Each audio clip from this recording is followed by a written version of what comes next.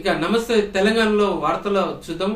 అసలు చాలా రోజుల తర్వాత నమస్తే తెలంగాణ పత్రికను మనం ఓపెన్ చేసి చూద్దాం. అసలు దీంట్లో ఉన్న వార్తలన్నీ కేవలం వారికి సంబంధించిన వార్తలే ఉంటాయి కాబట్టి దీన్ని ప్రత్యేకించి శ్రద్ధ మనకు కనబరచలేదు. ఒకసారి పరిశీలిద్దాం.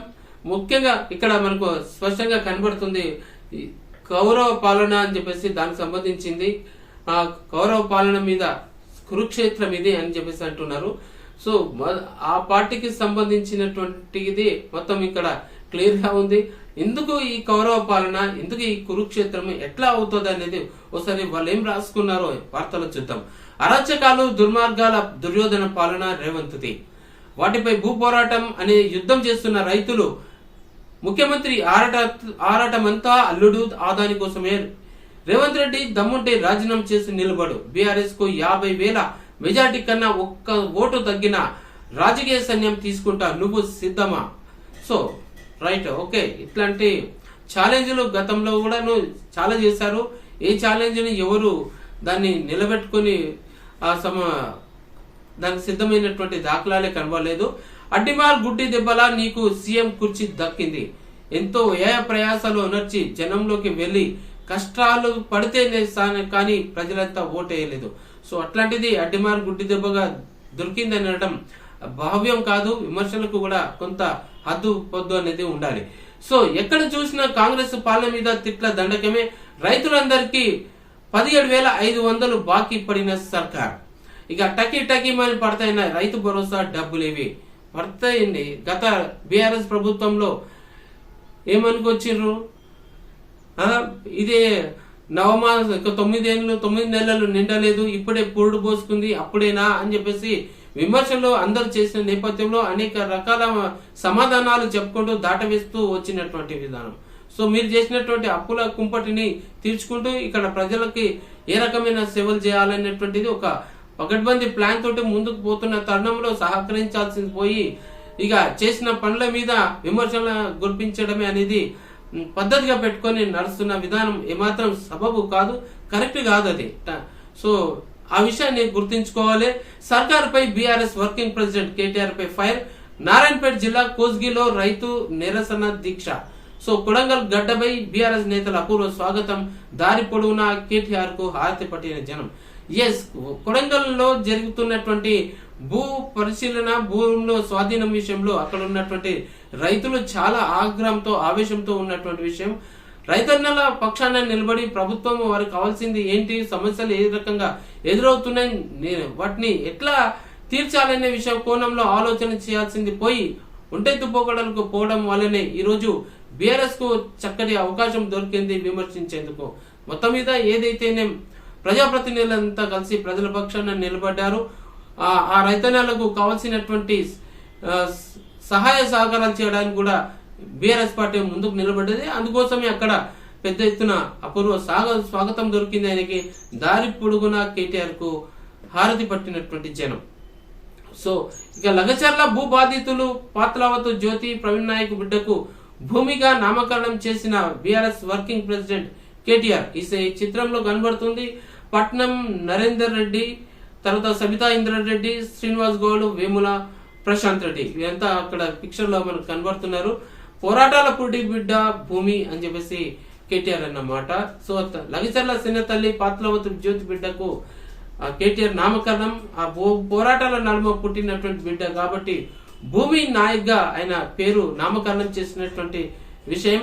లక్షల చప్పట్ల మధ్య మారుమ్రోగినటువంటిది బీఆర్ఎస్ వర్కింగ్ ప్రెసిడెంట్ కేటీఆర్ పెట్టినటువంటి నామకరణం.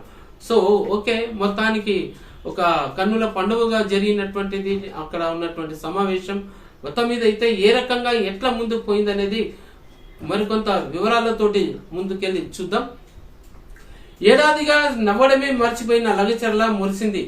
తమ భూమి కోసం సర్కారుతో, రాజకీయ దళారులతో, పోలీసులతో లడాయి చేస్తున్న జనంలో చాలా రోజుల తర్వాత ఆనందం వెల్లివిరిసింది. వారి నవ్వుల్లో ఒక గులాబీ రంగు ధైర్యం కనిపించింది.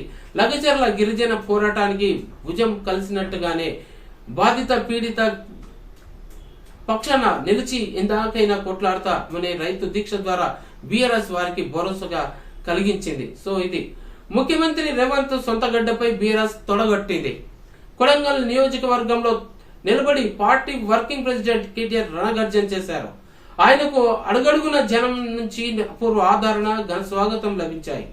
నిరసన దీక్షకు వచ్చిన ఫార్మా బాధితులు, ముందున్నటువంటి లగచర్ల గిరిజనులు, సో వేదిక ముందున్న పట్నం వంటి నేతలు అందరూ కాంగ్రెస్ సర్కారుకు వారి యొక్క కర్కశానికి బాధితులైన వారే.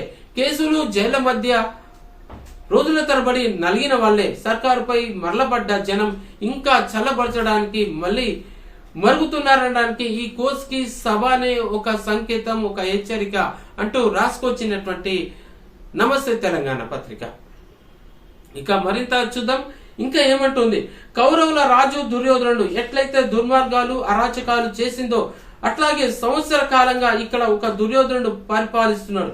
ఇక్కడ సీఎం రేవంత్ రెడ్డి ఆయన అరాచకాలపై జరుగుతున్న భూ పోరాట కురుక్షేత్ర యుద్ధాన్ని తలపిస్తోంది అని బీఆర్ఎస్ వర్కింగ్ ప్రెసిడెంట్ కేటీఆర్ అన్నటువంటి విషయం. సో మొత్తం మీద ఇక్కడ ఉన్నటువంటి విషయం అంతా టోటల్ గా సీఎం రేవంత్ రెడ్డిని విమర్శిస్తూ తిట్ల పోరాటంతో కూడుకున్నటువంటిది ఇక్కడ కనబడుతుంది. అంతకు మించి ఇంకా మరేది లేదు ఇక్కడ. మొత్తానికి ఆయన చేసింది ఏంటి అనేది. సో మరొకటి చూద్దాం. ఇక్కడ రీజనల్ టైం అంటే ఎంత, మీ డిక్షనరీ చూసి చెప్పండి. ఇప్పటికే 10 నెలలు గడిచింది, ఇంకా గడువు కావాలా? ఇది ప్రజాస్వామ్య హక్కుల అంశమని గుర్తుంచుకోవాలి. ఫిరాయింపు ఎమ్మెల్యేలతో అనర్హత కేసులో సుప్రీంకోర్టు సూటిగా ప్రశ్న వేసింది. 4 రోజుల్లో వివరణ ఇస్తారా లేదా అని చెప్పి అసెంబ్లీ కార్యదర్శికి ఆదేశాలు జారీ చేసింది. విచారణ 18వ తేదీకి వాయిదా అయింది. అత్యున్నత న్యాయస్థానం ఈ వాయిదా వేసింది 18వ తారీఖు. సో ఇట్లాగే గతంలో కూడా టైం ఇచ్చింది, గడువు ఇచ్చిన కొద్దీ వీళ్ళు టైం తీసుకొని కాలయాపన చేస్తున్నారు.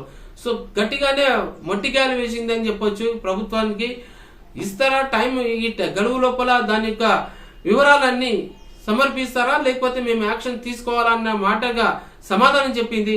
సముచిత సమయం, రీజనబుల్ అంటే ఎంత కాలం అని మీ డిక్షనరీ చూసి చెప్పమని చెప్పి అడిగింది.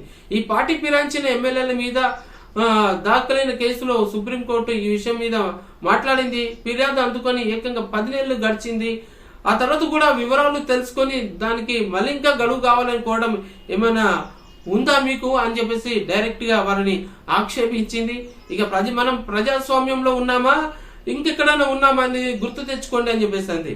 ఇది ప్రజాస్వామ్య హక్కుల అంశమని చెప్పి గుర్తు చేసింది. చట్టసభకు ఒక పార్టీ తరఫున గెలుపొంది మరో పార్టీలోకి ఫిరాయింపు చేసినటువంటి ఎమ్మెల్యేల మీద చర్యలు తీసుకోవాల్సిన విషయంలో ఇంతగా కాలయాపన చేయడం ఎంతవరకు కరెక్ట్ అని చెప్పేసి, ఇది సరికాదని చెప్పేసి డైరెక్ట్ గా సూటిగా ప్రశ్నించింది ఈ ప్రభుత్వాన్ని. 1 కాదు 2 కాదు, ఏకంగా 10 నెలలు గడుస్తుంటే మార్చిలో స్పీకర్ కార్యాలయం ఫిర్యాదులను అందుకుంటే ఇప్పటి వరకు వాటిపై ఎలాంటి పురోగతి లేదని చెప్పడానికి రీజనబుల్ టైం కావాలని కోరడంతో ఎంతవరకు కరెక్ట్ అని చెప్పేసి సూటిగా ప్రశ్నించింది. ఇక పార్టీలు ఫిరాయింపులు చేసినటువంటి ఎంపీల మీద స్పీకర్ తగిన సమయంలో నిర్ణయం తీసుకోవాల్సినటువంటి అవసరం ఉంది, దానికి తగిన జవాబు ఇవ్వాలి అని చెప్పేసి హైకోర్టు కోర్టులు అనేది ఇక్కడ వీరిని గట్టిగానే సుప్రీంకోర్టు గట్టిగానే సూటిగా ప్రశ్నించింది. ఆ విషయం మీద ఆన్సర్ చెప్పాల్సినటువంటి అవసరం ఎంతమైనా ఉంది.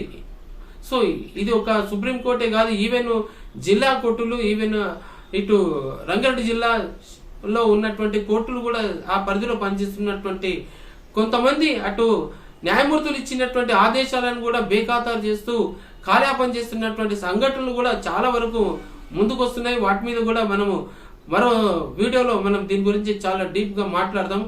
అన్యాయానికి గురైనటువంటి వ్యక్తులు ఉన్నారు, వారు న్యాయమూర్తులు ఇచ్చినటువంటి ఆదేశాలను పాటించక వాటిని అమలుపరచక ఇటు న్యాయవాదులు కూడాను వాటిని కాలయాపన చేస్తూ ముందుకు తీసుకెళ్తున్నటువంటి విషయం ఉంది. దాని మీద కూడా మనము ఒకసారి వివరాలతో కూడినటువంటి పూర్తి డీటెయిల్ గా మనం ముందుకెళ్దాం.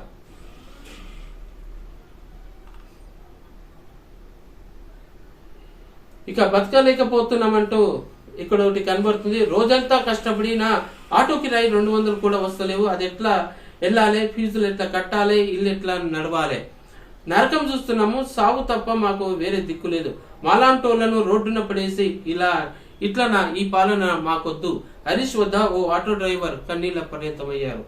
రాష్ట్రంలో పెరుగుతున్నటువంటి ధరలు, సకాలం ఎంత కష్టపడినా కూడా దానికి తగినటువంటి డబ్బులు రాకగా చాలా మంది అనేక రకాలుగా ఇబ్బందులు ఎదుర్కొంటున్నారు.